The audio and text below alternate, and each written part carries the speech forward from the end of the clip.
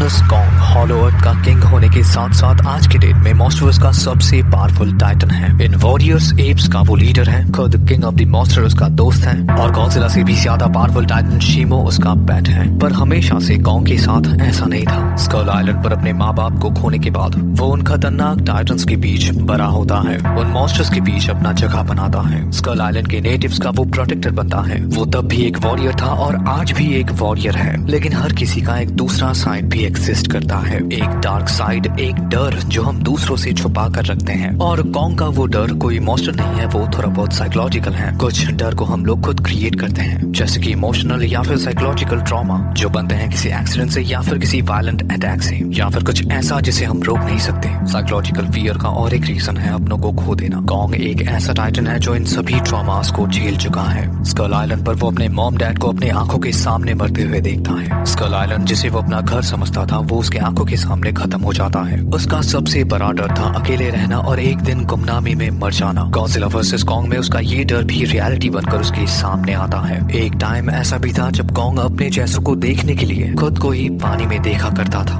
Hollow अर्थ में जब वो अपने जैसों को ढूंढने के लिए निकलता था तब दूसरे क्रीचर्स उसका मजाक उड़ाते थे। कॉन्ग के उस फियर और पेन को अगर समझना है तो खुद को उसकी जगह पर रख कर देखो, आप समझ जाओगे। लेकिन जो भी हो, आज के टाइम पर उसके पास वो सब कुछ है जो कभी उसका सपना हुआ करता था। उसकी फैमिली, उसके दोस्त जो आज उसकी ताकत है। पर इसका मतलब ये बिल्कुल नहीं है कि कॉन्ग का डर खत्म हो गया है। कॉन्ग आज भी डरता है और उसका डर बहुत बड़ा हो चुका है। इतने सालों में उसने कई जंगें लड़ी हैं और इतना सब कुछ उसने लड़कर ही हासिल किया है। और तब क्या होगा जब इन सबको खोने का डर रियलिटी बनकर कॉन्ग के सामने आएगा? और तब क्या होगा जब इन सब के लिए ह्यूमंस रिस्पॉन्सिबल होंगे? जब इंसान उसके नए घर, उसके दोस्तों को छीनने के लिए हॉलो अर्थ पर आएंगे, तब कॉन्ग का एक्शन क्या होगा? क्या वो भी इंसानों के घर को तबाह करने के लिए सरफेस वर्ल्ड पर आएगा? और अगर वो आता भी है तब सिनेरियो कैसा होगा? मेरा नाम है राजा, आप देख रहे हैं थिंक स्टडी और ये है व्हाट इफ एपिसोड 10, जहाँ पर हम लोग एक व्हाट इफ स्टोरी के जरिए कुछ पॉसिबिलिटीज को एक्सप्लोर करते हैं। और इस बार हम लोग कॉन्ग की इविल साइड को एक्सप्लोर करने जा रहे हैं। अगर आपको मेरा काम पसंद आता है तो वीडियो को लाइक और चैनल को सब्सक्राइब कर देना, क्योंकि यहाँ पर मॉन्स्टर्स और उनकी कहानियां आते रहते हैं।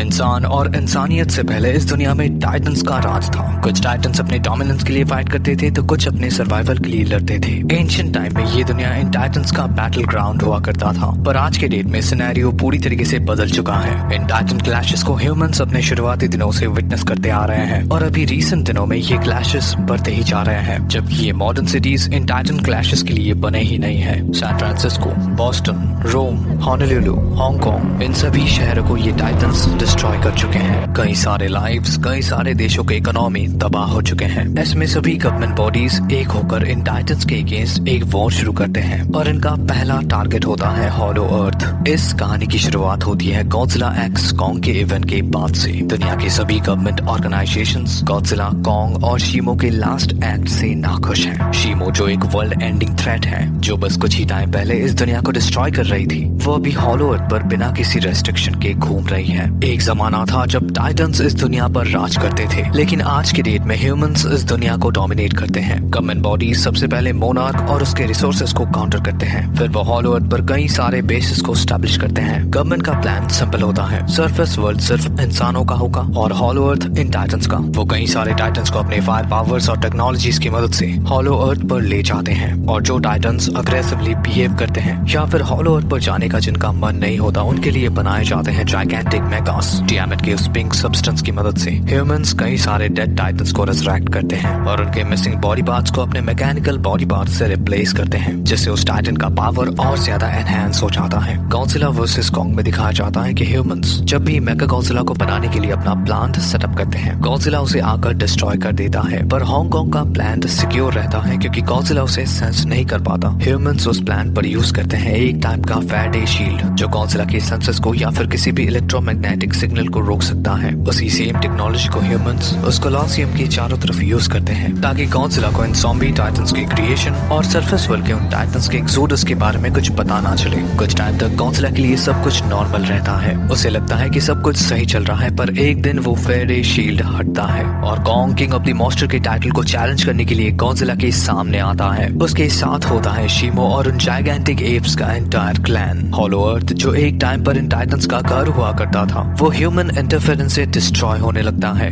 कई सारे सारे नए प्रेडेटर्स के आने से हॉलो अर्थ का इकोसिस्टम बिगड़ जाता है। हॉलो अर्थ के मॉन्स्टर्स अपने घर को, अपने टेरिटरीज को प्रोटेक्ट करने के लिए इन टाइटन से लड़ने लग जाते हैं। फिर ह्यूमंस उन सिचुएशंस को कंट्रोल करने के लिए अपने फायर पावर्स का यूज करते हैं, जिससे कई सारे टाइटन्स मारे जाते हैं। ह्यूमंस अपने ज़ॉम्बी टाइटन्स को डिप्लॉय करते हैं ताकि वो हॉलो अर्थ को फिर से स्टेबल कर सके, लेकिन यहाँ पर माहौल और ज्यादा डिस्ट्रक्टिव बन जाता है। ह्यूमन कंट्रोल्ड वो ज़ॉम्बी टाइटन्स उन मॉन्स्टर्स को मारकर अपने बेस पर ले आते हैं ताकि उन्हें फिर से जिंदा कर इस ज़ॉम्बी टाइटन की फौज का हिस्सा बना लिया जाए। इंसानों का मोटिव कभी भी इन टाइटन्स को हॉलो अर्थ पर बंद करना नहीं था। उनका मोटिव था इन टाइटन्स को मारकर इन्हें फिर से रेजरेक्ट करना और फिर उन्हें दूसरे देशों को बेच देना। और जिस कंट्री के पास जितना बड़ा टाइटन रहेगा या फिर इन ज़ॉम्बी टाइटन्स का फौज रहेगा, वो कंट्री ग्लोबली उतना ही डोमिनेट करेगा। आज के डेट में इंसानों का सबसे पावरफुल हथियार है न्यूक्लियर वेपन, पर ये टाइटन्स उन न्यूक से तो कहीं ज्यादा खतरनाक हैं, क्योंकि ये रेडिएशंस को एब्जॉर्ब करते हैं और न्यूक्लियर बॉम्ब से इन्हें मारना ऑलमोस्ट इम्पॉसिबल होता है। इन शॉर्ट, फ्यूचरिस्टिक वॉरक्राफ्ट का फर्स्ट जनरेशन सोल्जर्स बनते हैं ये ज़ॉम्बी टाइटन्स। हॉलो अर्थ के नेटिव्स को बचाने के लिए कॉन्ग अपने आर्मी को लेकर उन ज़ॉम्बी टाइटन्स के ऊपर अटैक तो कर देता है, पर इस दौरान कई सारे कॉन्ग्स मारे जाते हैं। हॉलो अर्थ पर जैसे एक वर्ल्ड वॉर का सिचुएशन क्रिएट होता है। जिस फैमिली को कॉन्ग इतने टाइम से ढूंढ रहा था,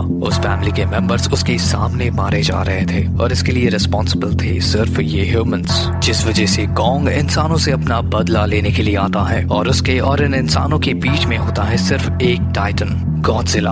कॉन्ग बहुत ही अग्रेसिवली गॉडजिला को चैलेंज करता है और गॉडजिला तो हमेशा इन बैटल्स के लिए तैयार रहता है। कॉन्ग का ये अग्रेसिवनेस और दुनिया के इस डिस्ट्रॉयड इकोसिस्टम का हालत देखकर गॉडजिला कॉन्ग को इन सब के लिए रिस्पॉन्सिबल मानने लगता है। वो कॉन्ग के ऊपर अटैक करने के लिए आता है, पर कॉन्ग का मोटिव इस बार कोई फ्रेंडली मैच नहीं है। वो अपने मिशन में पूरी तरीके से फोकस्ड है। या तो हॉलो अर्थ पर कैद रहो, अपने फैमिली मेंबर्स को मरते हुए देखो और एक दिन इंसानों का ज़ॉम्बी टाइटन बन जाओ, या फिर सरफेस वर्ल्ड को डिस्ट्रॉय कर दो ताकि इंसानों का मोटिव हॉलो अर्थ और ज़ॉम्बी टाइटन से हटकर सिर्फ अपने स्पीशीज के सर्वाइवल का हो जाए। पर गॉडजिला को लगता है कि इस कहानी का मेन विलन है कॉन्ग, तो वो उसे मारने के लिए आता है। कॉन्ग के इस एग्रेसिवनेस को देखकर गॉडजिला पहले अटैक करता है। कॉन्ग और गॉडजिला दोनों ही एक दूसरे की तरफ बढ़ने लगते हैं। ऐसे में कॉन्ग जब गॉडजिला के करीब आता है, तब गॉडजिला अपने टेल सेक्शन से कॉन्ग के ऊपर अटैक करता है ताकि वो बस डैमेज होकर इस बैटल से हट जाए। गॉडजिला के अटैक से कॉन्ग थोड़ा दूर जाकर गिरता है। वो खुद को संभाल पाता उससे पहले ही गॉडजिला कॉन्ग के ऊपर अपने न्यूक्लियर ब्रेथ से अटैक करता है, पर कॉन्ग इस अटैक को अपने बैटल एक्स से रोकता है। गॉडजिला के अटैक से उसका बैटल एक्स चार्ज होता है, पर कॉन्ग अभी मुसीबत में है।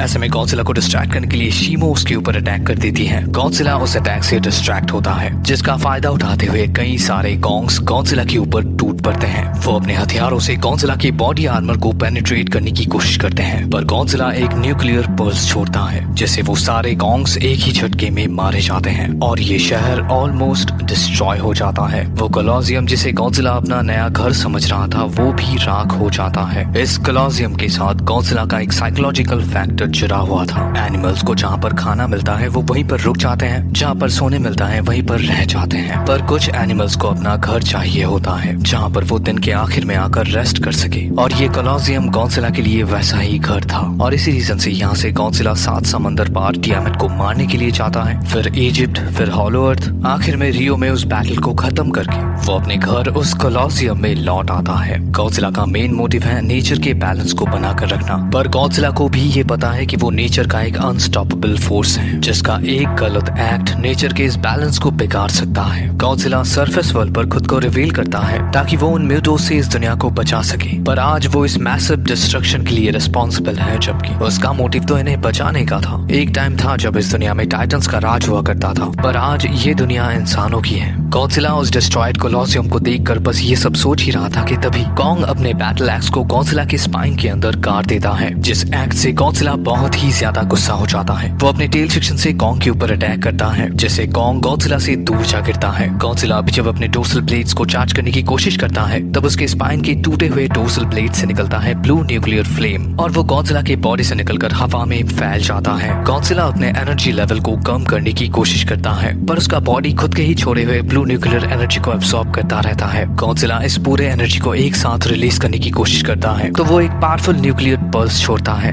पर उस अटैक से निकला हुआ एनर्जी रिवर्स होकर उसी के बॉडी में एब्सॉर्ब हो जाता है। कॉन्ग को पता था कि ये न्यूक्लियर पल्स अटैक कितना ज्यादा खतरनाक हो सकता है, तो वो पहले ही यहाँ से निकल जाता है। कॉन्ग पीछे मुड़ता है और एक बहुत बड़े ब्लास्ट से ये धरती कांप उठती है। इस इंसिडेंट के कुछ टाइम बाद जब कॉन्ग को होश आता है तब वो देखता है कि सब कुछ खत्म हो चुका है। गॉडजिला का वो ब्लास्ट इतना ज्यादा डिस्ट्रक्टिव था कि वो धरती के 1/3 हिस्से को डिस्ट्रॉय कर देता है। अचानक से हुए इस डिस्ट्रक्टिव ब्लास्ट का असर पूरी दुनिया पर पड़ता है और यहीं से इस दुनिया का खत्म होना शुरू होता है। राख, धूल और धुआं हवा में फैल जाता है, जिससे आसमान में सूरज भी ढक जाता है। सूरज की रोशनी धरती तक पहुंच ही नहीं पाता, जिससे धरती का टेम्परेचर पहले तो बहुत ज्यादा बढ़ जाता है और फिर ये गिरता रहता है। एक टाइम के बाद ये दुनिया बर्फ से ढक जाती है और चारों तरफ अंधेरा छा जाता है। कुछ जगह तो आर्कटिक के जैसा बन जाता है और कई जगहों पर टेम्परेचर 10 से 20 डिग्री तक गिर जाता है। सूरज की रोशनी का ना होना और खराब एटमॉस्फेयर की वजह से पेड़ पौधे और जंगली जानवर मरने लगते हैं।